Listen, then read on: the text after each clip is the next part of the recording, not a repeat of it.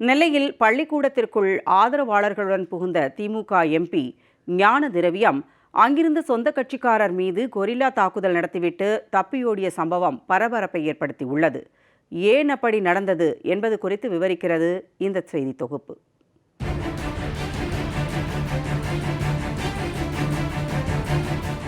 கொலை மிரட்டல் புகார் உள்ளிட்டவைகளை சர்வசாதாரணமாக கடந்து வரும் விளம்பர அரசின் திறமிக்க தீரர்தான் நெல்லை திமுக எம்பியான ஞான திரவியம்.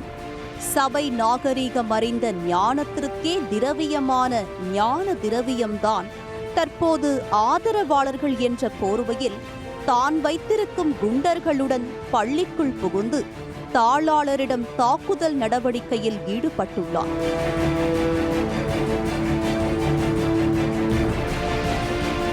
ஏற்கனவே அந்த பதவியில் இருந்த ஞான திரவியம் அருகே இருக்கும் நிலங்களை அபகரிக்க முயன்றதாக பிஷப்பான பர்னபாஸுக்கு தெரிய வந்த நிலையில் இனியும் நீடிக்க கூடாது என முடிவெடுத்த அவர் உடனடியாக ஞான திரவியத்தை நிர்வாக மூலம் தாளாளர் பதவியில் இருந்து தூக்கி வீசினார். எம்பி ஞான திரவியத்தை சமாளிக்கும் வகையில் அதே கட்சியைச் சேர்ந்த அரசு வழக்கறிஞரான அருள் மாணிக்கத்தை அந்த பதவிக்கு நியமனம் செய்தார். இதனால் ஆத்திரமடைந்த ஞான திரவியம் தனது ஆதரவாளர்களுடன் தாளாளர் அறையில் இருந்த அருள் மாணிக்கம் மற்றும் அவரது ஆதரவாளர்களை தாக்கி தாளாளர் அறையில் அமர்ந்து ஆக்கிரமிப்பு செய்துள்ளார்.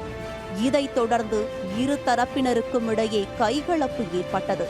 திமுக எம்பி ஞான திரவியத்தின் அராஜகத்தை பார்த்த பள்ளி மாணவர்கள் வகுப்பறையில் இருந்து பின்புற வாசல் வழியாக தப்பித்தோம் பிழைத்தோம் என உயிர் தப்பி ஓடினர்.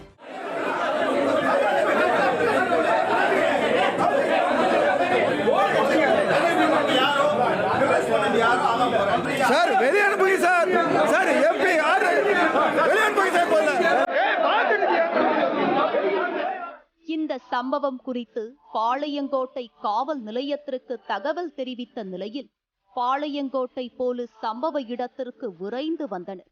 இதை பார்த்த திமுக எம்பி ஞான திரவியம் தனது காரை விட்டுவிட்டு வேறொரு காரில் ஏறி தப்பினார். நாடாளுமன்றத்திற்கு சென்ற ஒரு எம்பி ஆட்சியரை அவதூறாக பேசுவதும் பள்ளி உள்ளிட்ட கிடைத்த இடங்களில் எல்லாம் நிலத்தை அபகரிப்பதுமாக இருப்பதையும் அவர்களுக்கு ஆதரவளிப்பதையும் தான் திராவிட மாடல் அரசு என்கிறாரா முதல்வர் ஸ்டாலின் என பொதுமக்கள் கேள்வி எழுப்புகின்றனர். ஜெயா பிளஸ் செய்திகளுக்காக நெல்லை செய்தியாளர் செல்வராஜுடன் ராஜதேவேந்திரன்.